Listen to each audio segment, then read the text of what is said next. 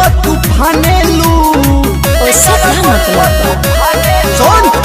हमरा से का बाउनी मन हो ओकरा के बड़ी तू मानेलू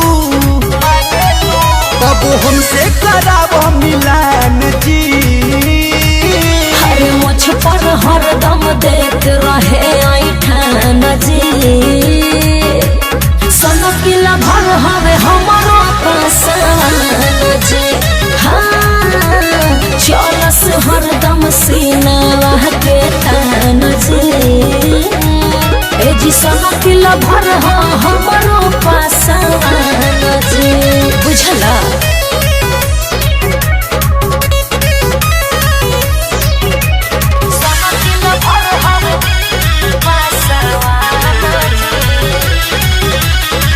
डांस स्टूडियो आरा कहवा के होटे तोहरा में सोटे सही बताव होया जे बांधी पगड़िया चले डगरिया लागेला उ रंग बाजे का बुझला कहवा के होटे तोहरा में सोटे सही बताव होया जे बांधी पगड़िया चले डगरिया लागेला उ रंग बाजे झूठे करेलू ओकर बखान जी अरे ना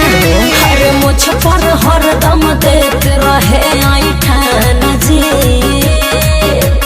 सनकिल भर हवे हमारो पासान जी हाँ चलस हरदम सीना के तान जी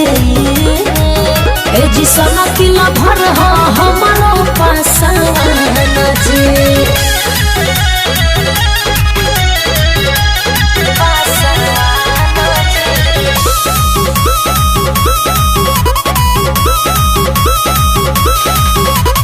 चालू अकेला ये हो झरेला घूमत करू सरिया में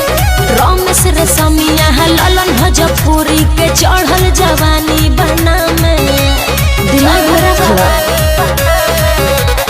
चालू अकेला ये हो झरेला घूमत करू सरिया में